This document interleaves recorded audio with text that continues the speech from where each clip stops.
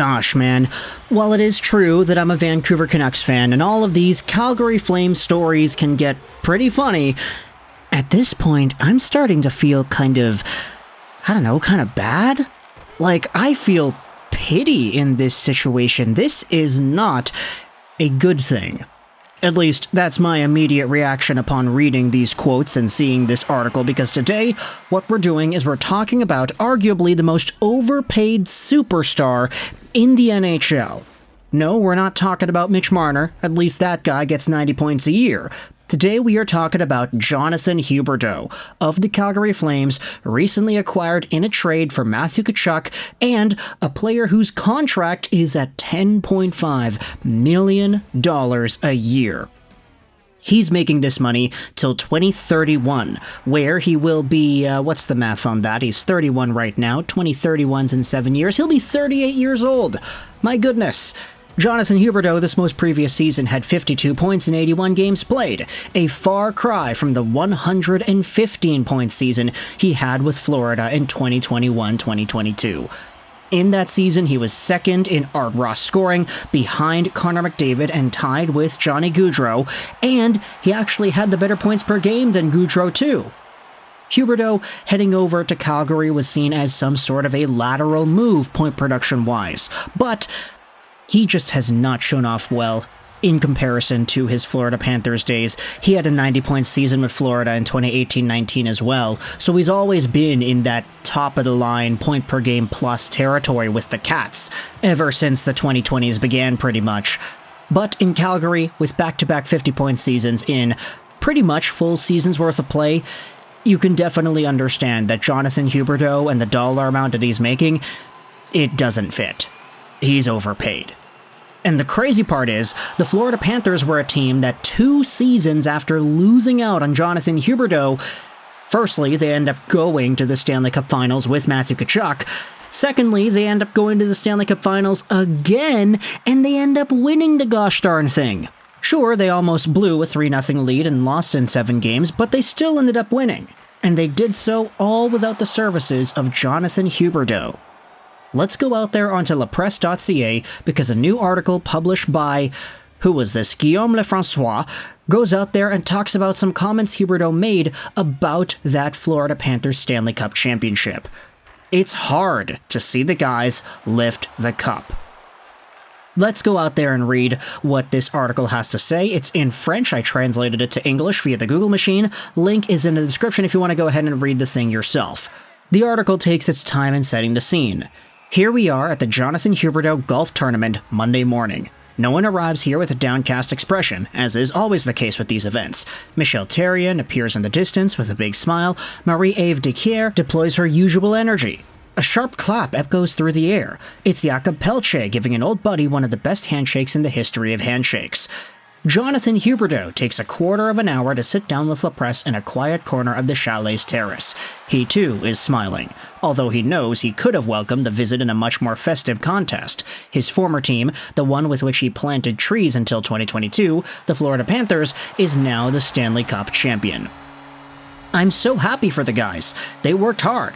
Barkov, I've been with him for years. He works so hard. Ekblad, Reinhart too, Huberdeau lists. It's tough to see the guys lift the cup. You think, I was there for 10 years during tough times, but that's how you build a team. When you're young, you don't care. You just want to build your career.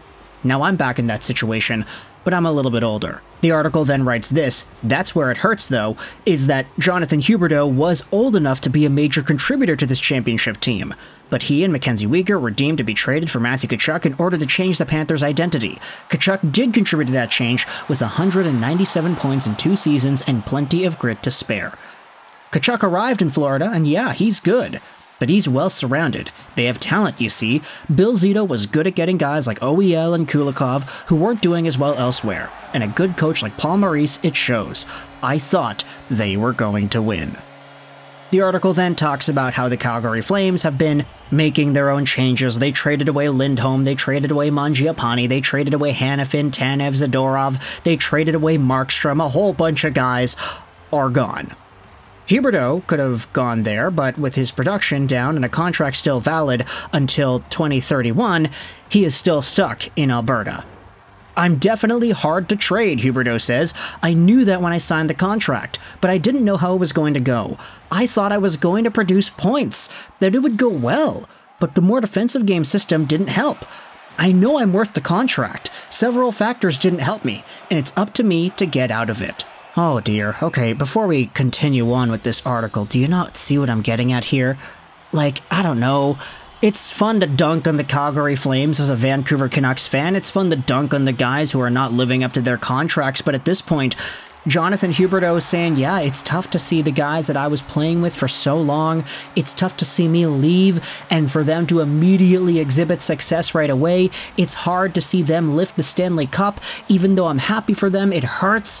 And then he goes out there and says, yeah, I know I'm very difficult to trade. I knew that when I signed. I thought I was going to produce points, but the more defensive system in this organization is not helping my production.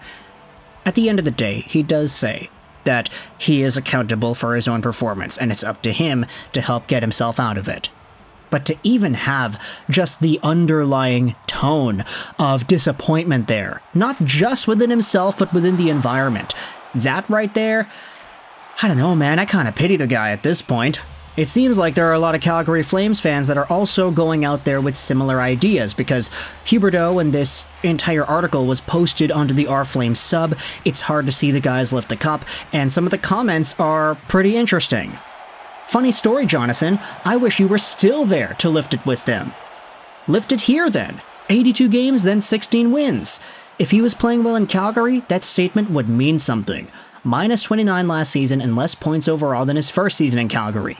Prove it, Jonathan Huberdeau. There are no excuses left. Yup, 107 points in 160 games in Calgary, following 115 points in 80 games in his last year in Florida. His failures are a large part of why the Flames are where they are. Yeah, he single-handedly sent this Calgary team into a rebuild. Thought Jacob Markstrom was the biggest culprit of the 22-23 season, but he rebounded in a big way, and yet the Flames still ended up being terrible. So it looks like a sword falls on Huberdeau, and he's been the one constantly bad player over the last couple of seasons.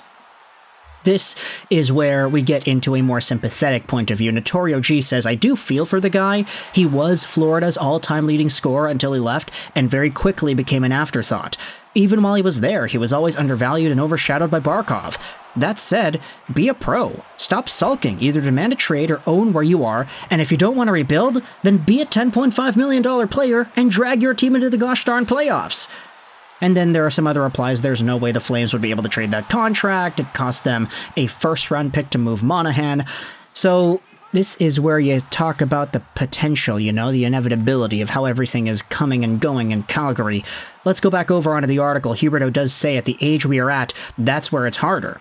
But there are surprises. We can get into the playoffs, even if everyone sees us as the underdogs. It's never fun to be in a rebuild. When you're young, you can learn, gain maturity, you have time. But at 31, you want to win, and you want to win there. It's harder to swallow, but you have to accept your role 100%.